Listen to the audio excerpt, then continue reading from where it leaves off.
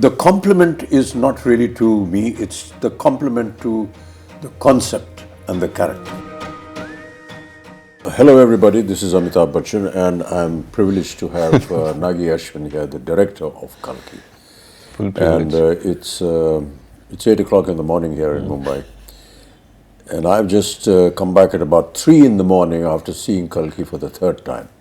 And just cannot explain the wonder and the experience that all my friends, we watched the film again. And so I thought that there are many aspects of the film, Nagi, which a lot of people put questions to. And in my mind also, there is a lot that comes to me when I think about Kalki. Explain not just to me, but to the audience in general, how you thought of. When we spoke to Priyanka and Sapna, they said, after the last film, they waited and asked you what you're going to do next, and you said, I don't know. And almost after a year or so, you went to them and said, I have something. And after that, Priyanka was saying that after hearing it, I couldn't sleep for a couple of days. And then she rang up Sapna and said, we have to start getting to work on this. So, what went through your mind and how did you conceive this? To be very honest, sir, I thought this story would be probably one of the last films I'll ever make. I thought this would be my retirement film. But yeah. And we won't let you do that. Yeah. And I had like a smaller story, maybe something that was not as ambitious as this, that I wanted to start off with. And somewhere along the way, like those few months after Mahanati, I was coming across either articles or like some sort of videos about the Chiranjeevis or about some sort of a Mahabharata connect. And I was even seeing some articles where I was seeing that maybe some production houses in Bollywood were starting to think about Mahabharata or Ramayana and all of that at that time. And I had this story, I had a germ of this story already by then. And I was like, okay, so maybe it's time to bring this out of hibernation. And I took it out and I started living with it for a few weeks, and I realized that the energy that it would probably require to bring this to life and to bring it in front of people was something that I probably had now. And I don't think, to be honest, me, Swapna or Priyanka fully knew what we were getting into when we had that first narration. That's what they also said, they suddenly realized, oh my God, we need to start working on this now if this concept and this dream has to fructify. Yeah, we started with one concept artist and we thought, we'll conceptualize the main sequences of the film, but as we kept going deeper into that rabbit hole, so to speak, we realized every single thing had to be conceptualized and every single thing had to be built, and we realized it needed an army. Yeah, you showed me a photograph of Ashwatthama who has aged and is now fighting Bhairava. Yeah. Fighting Bhairava. And for someone to have had that kind of a visual in mind, and then to be told about the title, Kalki, and 2898 AD, and I couldn't understand that. So maybe you could explain for the benefit of the audience. Core of the story was the first scene, in a way. So 6,000 years after the death of Krishna. Which is what comes in the subtitle. Yeah. So 6,000 years have passed ever since Krishna gave the shrap to Ashwatthama. Yeah. So 6,000 years after, when Krishna is said to have left his body, was 3,102 BC, so to speak. So exactly that would lead up to 2898. The story of Ashwatthama happens after the 18 days of the Kurukshetra. Yeah. It happens at the very end, like after the victory, after everything. This is probably 18 days of the war for Kurukshetra. Yeah. After the 18 days of the war, this is the last thing that happens in the Mahabharata, so to speak. The most important confrontation between the Pandavas and the last Kaurava, so to speak. Yeah. So I felt that this was the ending of this story sort of, but it's also the beginning of another story. Yes. And it doesn't finish. Like I feel it's not finished. We just, even in the Mahabharata, for what I have read, it just is like Ashwatthama is cursed and he walks into the woods. Like he leaves Krishna and Bhima and everybody aside and he walks into the woods. We don't know what happened to him. So that's like a starting of a story. Now I wanted to know, like, if this man is cursed and he has been witnessing this entire Kali Yuga, like that's the most interesting thought process. Like, because he is this ultimate warrior, but he's not interfering in the events of the Kali Yuga because he has a larger purpose. So I felt that it was audacious in a way for me to attempt to think that I'm finishing something that was left in the Mahabharata, but I was like, nobody's done it yet, so let's give it a shot. Yes. But why did you think like this, that I want to know what happened after that? Because in a sense, the Mahabharata ended at the end of the war after 18 days. Krishna gives this curse to Ashwatthama, end of matter. Yeah. But you said you thought, okay, what happened after that? I had really loved this dialogue in that first scene, sir. What we did, like after Ashwatthama says, kill me now, I'm ready. Yeah. And then Krishna says, no, death is not a punishment. And then we have a wide shot of this battlefield with hundreds and thousands of people who are dead. Yes.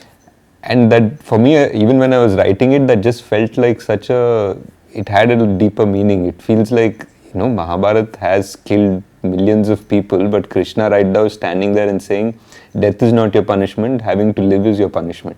That just meant like maybe there is a whole karmic level to this whole thing. Mm-hmm.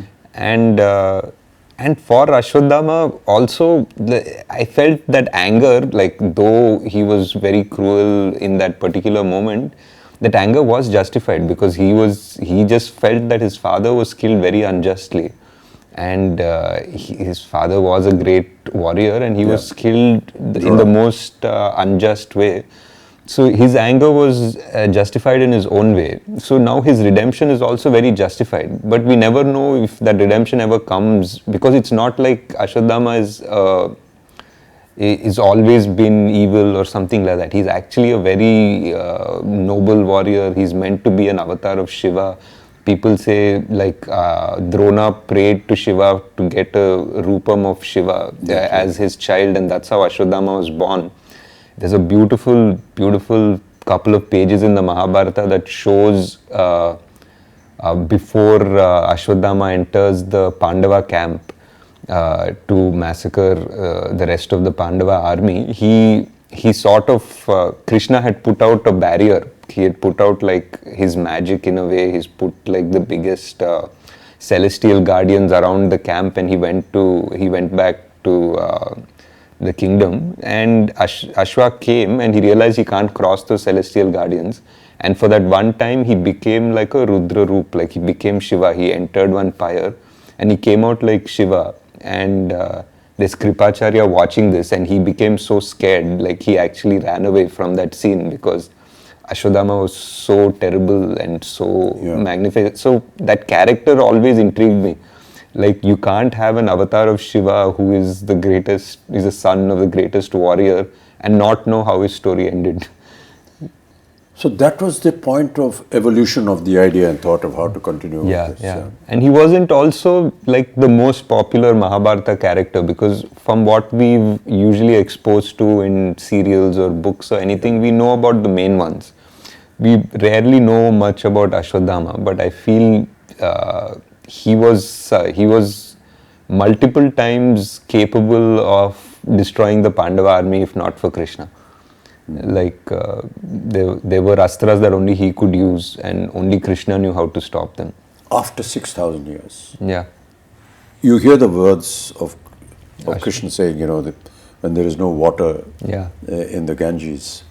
And these were all very symbolic but very pertinent little things that kept coming up.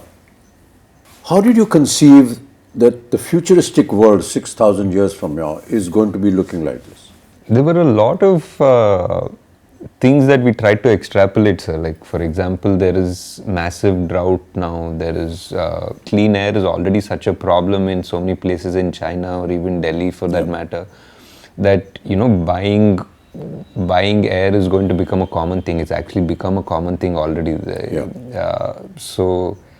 And the fact that physical currency is not going to exist has already happened. So a lot of things that when we started writing we thought were very futuristic have already happened by the time the film released. And we had to just try to understand that if there is no water and the biggest problem is fertility, I feel, like of man and of the soil. Like, those are the two biggest things that will change the world. If human beings suddenly become infertile to a certain level, we just have barely 100 years before we go extinct, in a way. And if the soil stops being kind to us and it becomes dead in a way, then how much synthetic food are you going to develop, and how will that society be that lives only on synthetic food? So those are the two big things we tried to explore, though we didn't have time to really get into the details of it, but that was the thought process. During the portion when they were designing all this, were there any questions that ever arose in your mind? Multiple, sir. There were because like almost everything, because when you're trying to design a whole world with an ecosystem, with an economy, with all of that, there'll be so many contradictions. Like even just the architecture of things, there'll be like, what are your vehicles running on? Like, if it's running on this, then why don't these people have access to it? And what access does the complex have? So suddenly we're designing a whole world, right from the economy to its power systems to grid to like, what do people do? How are they making money? And is there a welfare system in this world? Like, there's so much discussion, and after I think 5-6 days of brainstorming, we usually just stop and say, enough, let's get back to the story. I was talking to some people about Shambhala and what it was, and that is something that they said, that this Shambhala is something that is under the earth. It's there in the Buddhist thought process. I personally felt that there is a scene when Mariam comes forward before she sings that song, to that circular that design, mandala, which I don't know whether I'm correct in saying that, but it's a very Buddhist. So is that what went through your mind? It was, sir. I think the idea of Shambhala is something that is very similar to our culture and Buddhist culture, even Persian culture. They have different names for it. And I felt that it's very interesting that all of them have names somewhat similar also. Somebody calls it Shangri-La, somebody calls it Shambhala, and all of them say that it's a place where people are going to sort of retreat to in the Kali Yuga, when adharma becomes so much more outside, and that's where the avatar will come, the savior will come, so to speak. So I felt it's very interesting that so many cultures have the same idea. And the idea of the symbols in Shambhala was like a mix between the chakras that we have, the Sri Chakra and all of that, combined with the mandalas that Tibetans have, which are so similar. So that was that. We just wanted to find, I think in the production design discussions that we were having, we were always trying to see like how culture would be amalgamated in 6,000 years. It wouldn't be like sharp lines between cultures and traditions. Things would probably get merged a bit.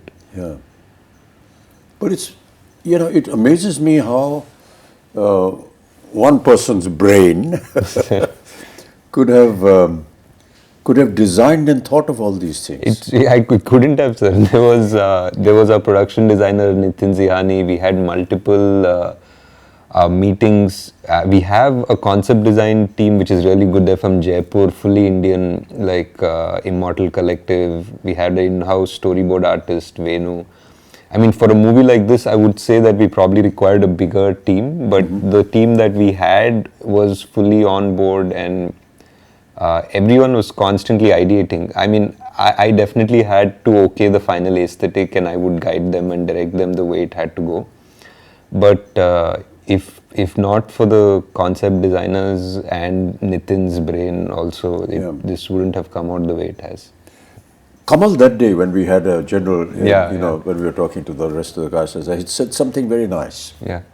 He said, a lot of the filmmakers come to me and they describe the story, and they give me very efficiently made Concept storyboards. Yeah.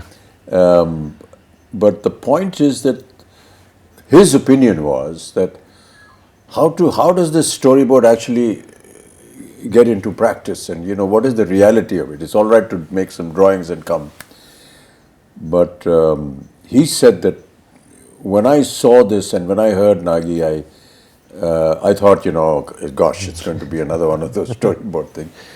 But then Nagi showed me some visuals which he had shot, and I believed. Yeah. And just went ahead with it. What was the idea of the complex? The idea of the complex was, it was like everything is there. It's beautiful. It feels like heaven. There's water. It feels like, animals are frolicking happily, and it's clean air and all of that. But there's something that feels unnatural about it as well. There's something that doesn't feel real, and it doesn't feel it belongs there. So it was that aspiration of man. I feel that when you go to the complex in the film, there is this idea that you need 1 million units to enter the complex. Yeah. In this world. That idea was like a creative idea of yours. Yeah, it was a creative idea. It was something to give a goal to Prabhas's character, and everybody in that world they basically were working around that goal. They wanted to make 1 million units to get into the complex. But my idea was that you can't make 1 million units by being straightforward. The complex wants you to backstab each other. The complex wants you to fight amongst each other to make that 1 million units, and they're just going to be at peace because these people are never going to unite. That is what is happening in Kali Yuga, Yeah.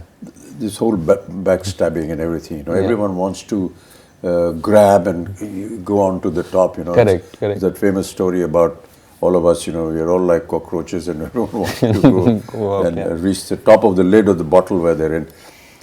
So you are catering to an audience, and there are many portions which I felt, as somebody who's been in the film industry, could understand that, okay, we are playing to the gallery. Yeah. This is Prabhas. For sure. This is a Telugu film.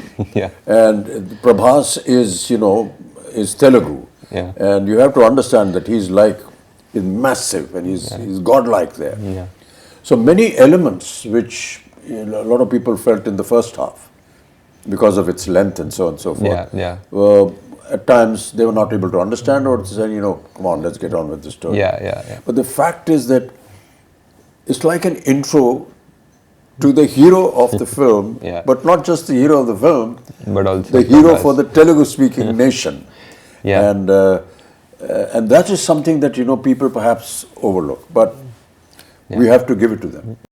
At the same time, giving out to the audience, I've never lost a fight and I never will. Yeah.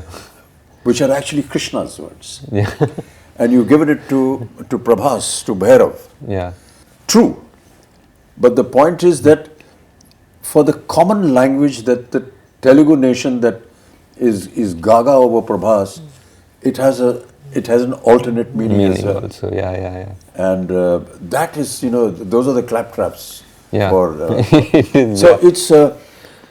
I just felt it was a wonderful amalgamation of playing to the gallery, yet not entirely submitting yourself to them. Yeah. It was a tricky line, sir, for Yes, sure. Yeah, that's a very thin line. Yeah. I mean, I would love to go and sit in a theatre in Hyderabad and sit with this Telugu-speaking audience when they're seeing this, because they must be going wild when they see Prabhas saying this, and all the comic interludes that he has, and they had wonderful little snippets, that she comes out with, which are valid for the film, yet extremely valid for the common man. I mean, how did you think of that?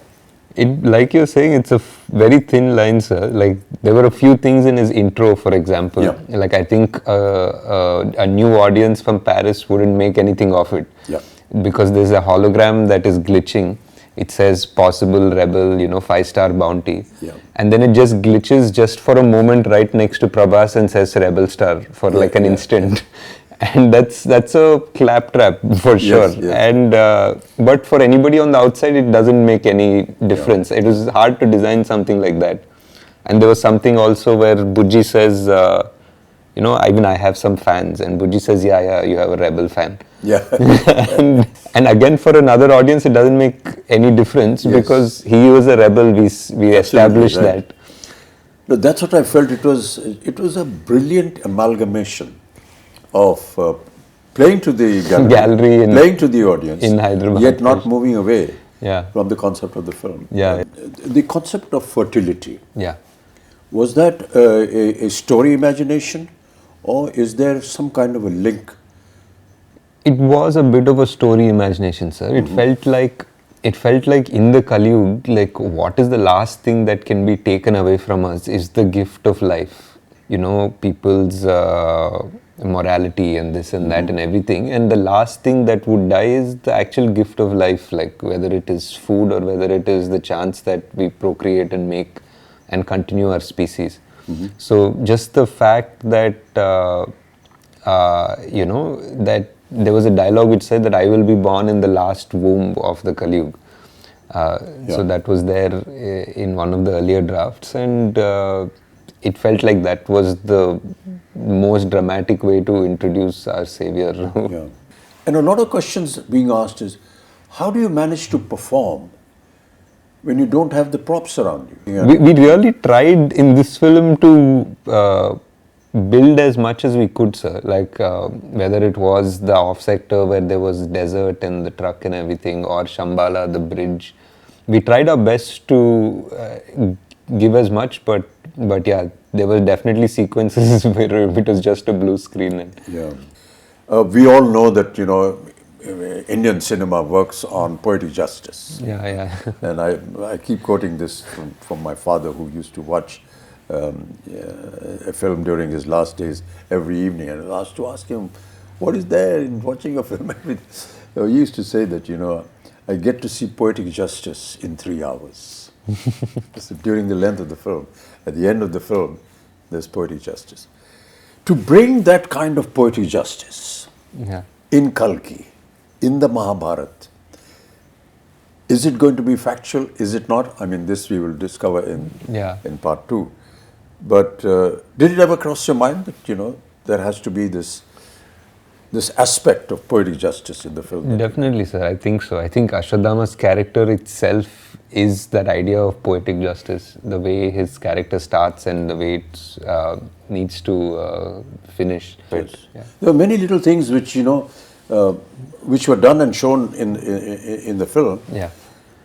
But its essence was actually realized by the audience. Yeah. It's like Sumati's Agni Pariksha in a sense. Yeah. Which was so beautifully done. Yeah. And we talk about Agni Pariksha, but we never visualized that it could be like this. Yeah. And you have the carrier of the next avatar go through this Agni Pariksha, which you show Sumati walking through this, ball of fire, and nothing happens to her. Yeah. Whereas when the fighters go through it, it just burn up. Yeah. So, what was the thinking behind that? That is definitely one of my favorite sequences in the film, because it also parallelly brings in all the 3 characters. Like it brings in. It's a kind of a chastising of Sumati in a sense. Yeah, in a way. And Ashwa realizes at the same time, Bhairava at the same time. And for me personally, it was the reference of the Krishna and Vasudeva walking through the river in the Dwapar Yuga, like as the river parts for them. It felt like in the Dwapar Yuga, the water element parted for God to give him safe passage. And for me here, it felt that the fire element parted for God to give him safe passage. Yeah. So that was my thought process. Yeah. I mean, there were so many challenges, even from the point of view of, say, the DOP or the cameraman and everything. Yeah. You have an 8-foot giant. Yeah. And you have the rest of the cast here. Yeah. And there were so many times when we took hours, because how do you light up a place where you're going to see both the characters together. Correct. So my lighting is going to be different. Yeah. And my whole atmosphere is going to be different. My concept of looking down to talking everyone, And everyone's looking up to talk to me, and how we actually managed to do that. Yeah. There were times when I was having this little stick poking out from behind me and saying, my face is not here, it's somewhere up there. And it was quite amusing, but how wonderfully it all sort of It all came together. Like how many times we had to do each shot 3 times or 4 times. Yes. Yeah. Even when I was writing, I always thought Kalki was 2 watches. Like it was a repeat watch. Like the first time you watch the film, you watch the film. And the second time you watch it with the perspective of having seen it again. So you see so many things in a new perspective almost. Yes. In a way, it's almost a new film the second watch. Yeah. So I always felt it was a 2-watch movie at the least, and it's great because I think we went for the evening show, like all of us, to see it, and on the first day, and by the evening show there were people who already knew the dialogue, so they were already watching it the second time. Yeah, I finished seeing it for the 3rd time last night. I'd really like you to just kind of summarize the whole experience before we end up talking. Yeah. Because we could just carry on, For a long time, yes, sir. I think for me, it was just, it was a dream definitely to put together this world and all of the influences and the stories that I've loved, and putting it together in a world in a coherent and an understandable and enjoyable way. And to see now today that dream has come true and people are actually agreeing to watch such a film and love such a film and accept it. It's not just, I think, just for us as a team that's been working on it for 3 years, and the actors that have put in so much time to do it. It's not just a win for us, I feel. Yeah.